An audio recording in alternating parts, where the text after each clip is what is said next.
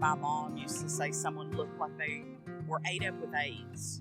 And I was like, that is the oddest thing I've ever heard. But it was said in such a negative way that it was very early on this sort of example of why you keep your mouth shut.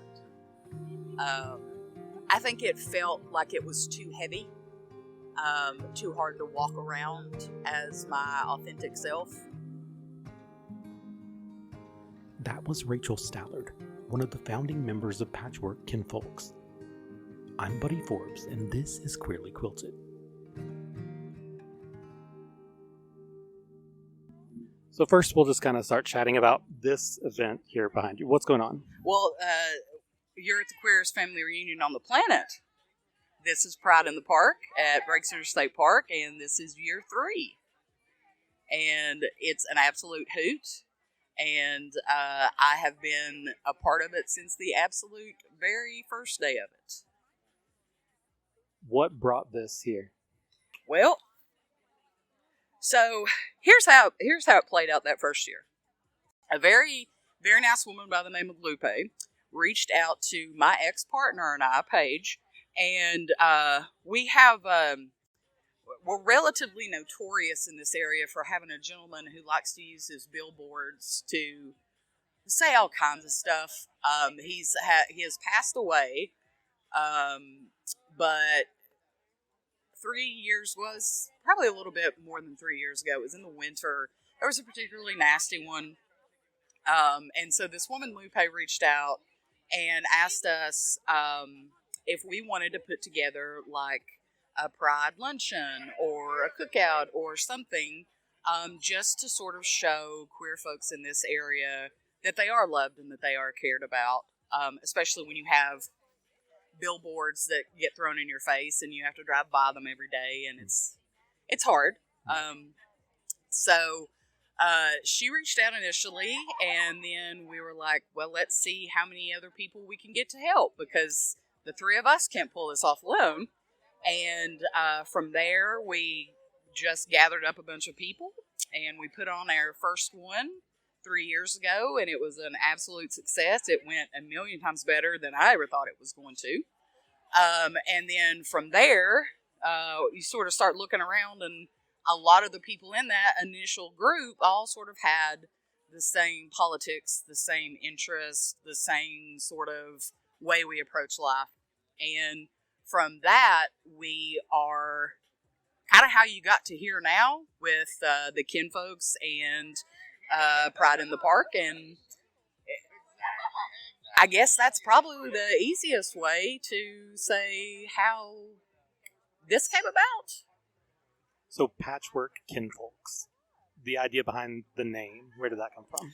Well, so Patchwork Kinfolks essentially is drawing on the fact that we are a patchwork of different types of people. We're intergenerational in the fact that some of us are 10 years apart in age, some of us are 20, some of us are 30. So there's a big range of people. And also this idea that we all just sort of found ourselves crossing together and being tied together in different ways, very much the way a patchwork quilt would. We're all artists in some way, shape, or form. And, you know, one of our taglines is sewn together through struggle. So it's just also kind of calling on the traditions of quilting and what most of us just sort of know. I'm assuming that's why, kind of the same reason why yours is... Absolutely, yeah. Yeah. That's kind of what brought me to your page was, you know, when I started this, my tagline is a patchwork of Appalachian people. You know, it's queerly quilted, stitching together the stories of all of these different people in a way that could serve as a quilt or a comforter for people in need of voices like ours. Yeah. And when I saw this Facebook group, I was like, I don't know what's happening here, but I want to follow. Yep. Because it's a very similar reason, yeah. So what have you seen? Kind of talk to me about your story. Oh gosh. You don't have enough time for that, buddy. I'll tell you a little bit. I'm actually from Clintwood, born and raised. Um, I got my bachelor's degree from UVA-Wise. I got my master's degree from Old Dominion University. I moved back here to work and save money to go and work on a PhD because I wanted to be a college professor. I wanted to be one of them people just getting it in the most obnoxious way ever. But fate had a different twist for me, and I ended up getting very sick. I got diagnosed with MS after I ended up paralyzed in 70% of my body, and nobody could figure out why that happened. So that changed my life pretty considerably. I think in general, I had no plans of staying here. I know a lot of people are intimately connected to this area. There are a lot of people who choose to stay here, and that wasn't where I was at. I wanted a different kind of life that I didn't think I could find here. But when you get sick, and when you get devastatingly sick, you stop having choices. And I was here, I was just here. Going about my life. Well, first of all, you have to learn how to be sick. Nobody tells you that. You have to learn how to be sick, and you have to learn how to navigate being sick. And that gets more complicated when you're queer and gender nonconforming. That gets very complicated, which really kind of helped in how we connected with the Virginia Rural Health Association and their Pride of Rural Virginia initiative. But so, yeah, got sick and was just living, hanging out. And then I started getting involved in the grassroots community cultural work that we do. And that's pretty much what I've been doing since then. So before that, you were coming out. How was that for you? Oh, well, I think it was... I kind of want to say it's typical to most people's around here, My mom didn't talk to me for 3 or 4 months, I think. Just no contact whatsoever. I think a lot of people... I was one of those people who... When I did come out, everybody said, "Oh yeah, we knew." And I said, "Well, I wish some of y'all would have told me." But I think it was one of those things where a lot of people just kind of assumed, and that's fine. I don't really care. But coming out for me wasn't great. Like I said, my mom didn't talk to me for several months.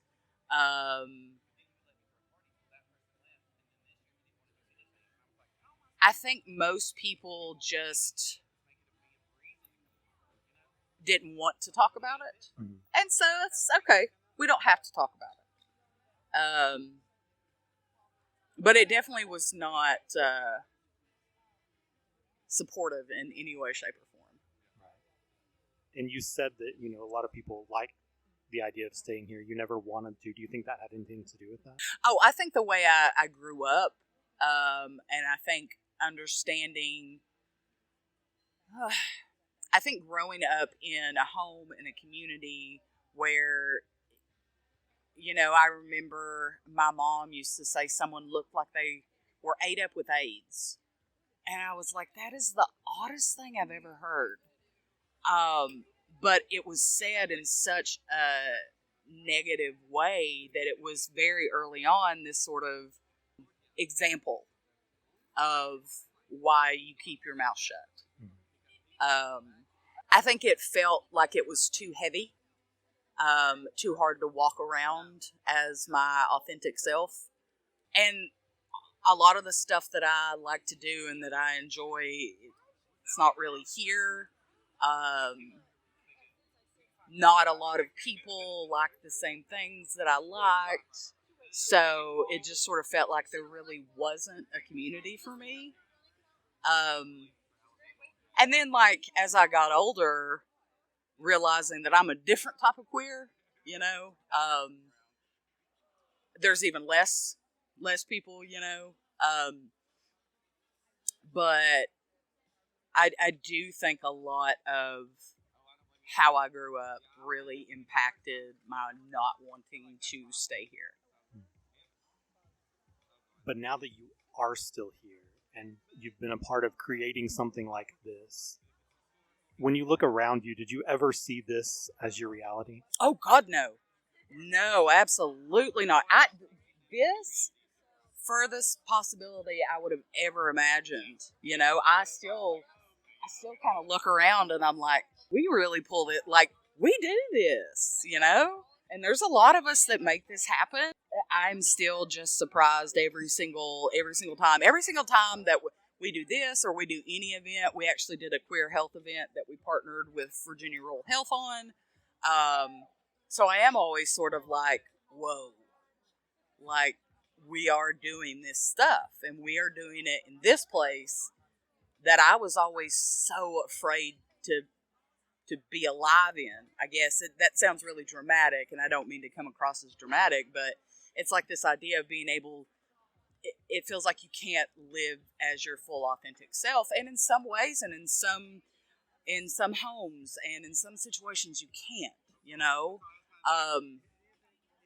I'm just real tired, so I'm not gonna hide and be afraid anymore because I'm too tired to do it. And then because I have found a community of people that are very supportive and are really, frankly, some really incredible people.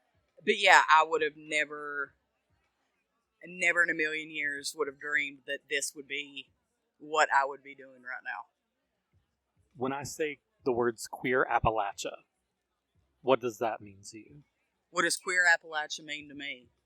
Well, it's resistance and rebellion and liberation,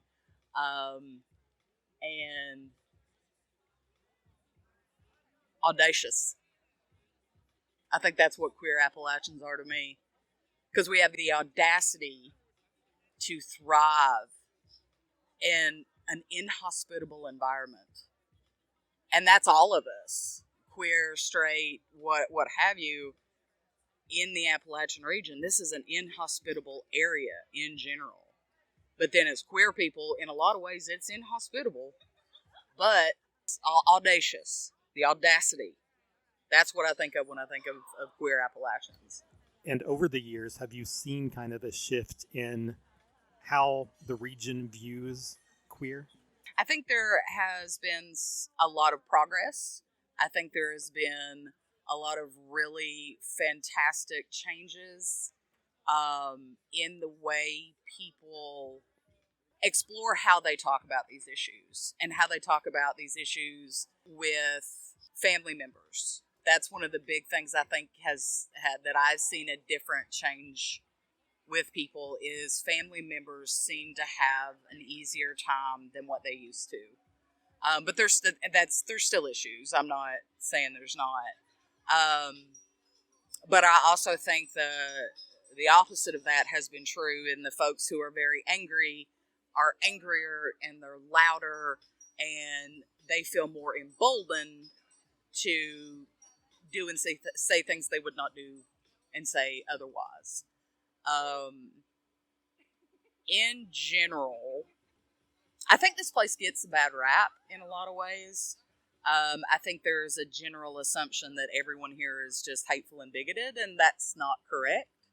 I think we have to acknowledge that, yeah, that's a big thing everywhere.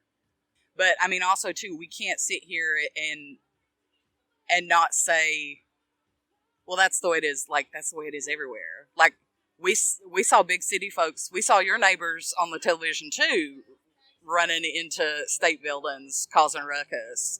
So you can't keep blaming us for all the bigots and the folks who are out here acting wild and reckless. Like, you can't put that all on just us anymore. So I do think we need to acknowledge both of those things. That, yeah, there still are bigoted people here, but that's a big problem everywhere. And I I think we need to stop having that be an excuse for why people do or do not do things, or how they view our region.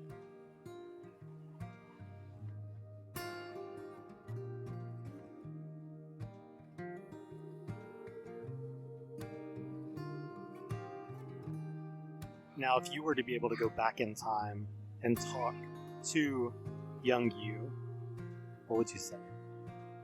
Start fires sooner? No. God, honestly, go to therapy. Like, that's probably what I would say to my younger self, is go to therapy as soon as you can. Do you think young Rachel would be proud? Oh, I think young Rachel would be absolutely super stoked for me and feel very proud and very happy and all kinds of wonderful things. Yeah, I think so. I think young me would be proud. When you look around you and you see all of these people attending this event, some of them young people, what does it mean to you to be a voice that you could have used back then? Oh, well, I think that, let's be honest now, I think a lot of people who do this kind of stuff would, let's call it community care work or cultural organizing. I think a lot of us do it because we owe it to ourselves to be the adults that we needed when we were kids. So I think the fact that the young people that are here, that is just awesome.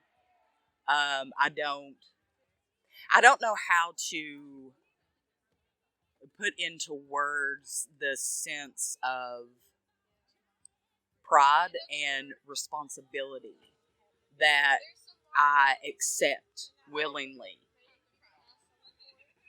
because young people need it. I think we lose too many of our young people. We lose a lot of our trans youth in ways other than what people are probably thinking. We lose them to foster systems that are cruel and violent. We lose them to a penal system that is cruel and violent. We lose them in a lot of ways, and I think it's important that we stop losing our kids. And if this makes it even the slightest bit of difference for a couple kids, then great. You know, I think that's awesome, and I want it to make a difference for as many kids as I possibly can.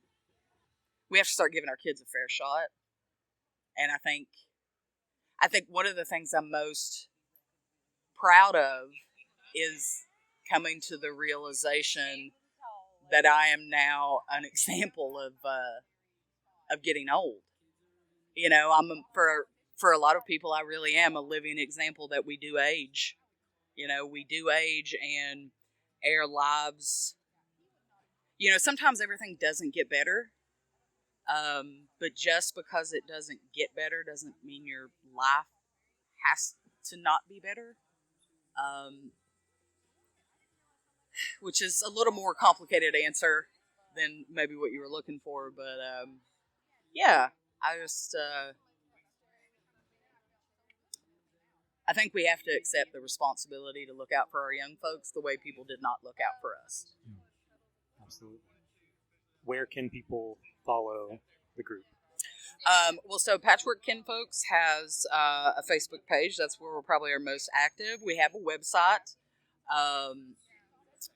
And I think we have an Instagram as the old memo of the group. I am not entirely sure how all the social works. Understood. But yeah, so you can follow us on Facebook. You can check out our website.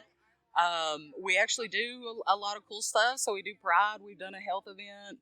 We're trying to do more things. Any event we do and put on is intentionally designed to be intersectional and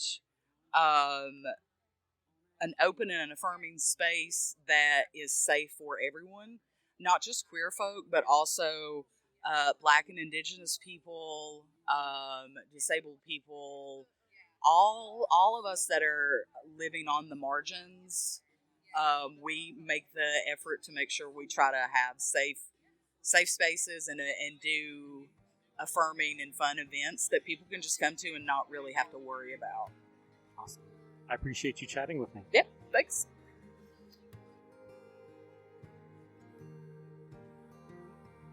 Make sure to follow Patchwork Kinfolks on Facebook to keep up with all of their work, including events like Pride in the Park.